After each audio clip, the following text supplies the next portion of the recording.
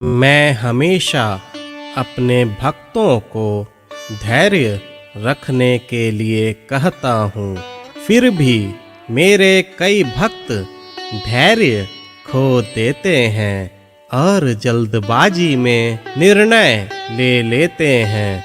लेकिन इस प्रकार का निर्णय हर बार सही साबित नहीं होता।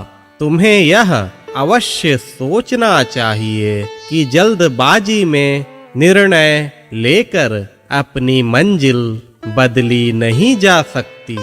बेहतर होगा कि अपने गुरु पर विश्वास रखो एवं धैर्य के साथ प्रतीक्षा करो। गुरु ने जो सोचा है उसमें ही तुम्हारा भला छुपा है। गुरु पर अटूट विश्वास रखना ही सबसे बड़ी आराधना है। अगर मन में यह भावना बैठ जाए कि बाबा जो करेंगे अच्छा ही करेंगे, तब तुम्हें फिर कुछ विचार करने की जरूरत नहीं। उसी समय से तुम मेरी जिम्मेवारी बन जाते हो और तुमसे जुड़े सभी लोग मेरी जिम्मेवारी बन जाते हैं, जिसका वहन मैं कई जन्मों तक करता हूँ। धैर्यवान भक्त मुझे अत्यंत प्रिय हैं। उनका सारा कार्य मैं खुद करता हूँ। उन पर कभी भी आँच नहीं आ सकती, क्योंकि उनकी रक्षा मैं स्वयं करता हूँ। अपने मन के सभी विचलनों को दूर करो। एकाग्र होकर मेरे प्रति निष्ठावान रहो। बस मन ही मन साईं साईं का जाप करो। यह जरूरी नहीं कि किसी प्रकार की विशेष पूजा की आवश्यकता है।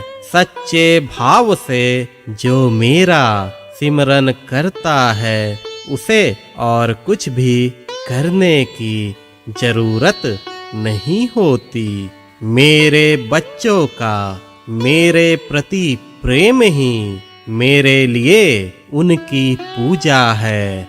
मेरे बच्चे, मैं कहीं भी रह सकता हूँ। मैं कण कण में व्याप्त हूँ। मुझे किसी महल या बड़े घर की जरूरत नहीं। मैं छोटे से छोटे घर में भी रह सकता हूँ।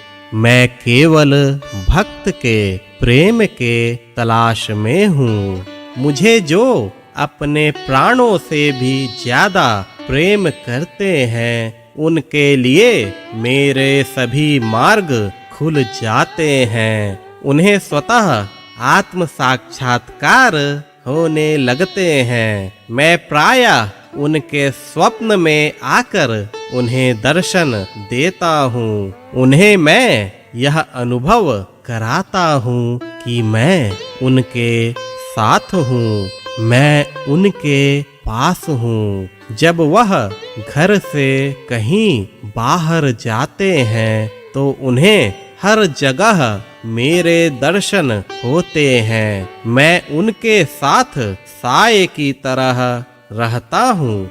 मैं उनका रक्षा कवच बन जाता हूँ। वह भक्त सभी चिंताओं से मुक्त होकर मुझे सब कुछ अर्पण कर देता है। उसकी भूख प्यास भी मैं बन जाता हूँ। बिना मुझे कुछ भी अर्पित किए वह कुछ भी ग्रहण नहीं करता है। ऐसे भक्तों का मैं गुलाम बन जाता हूँ।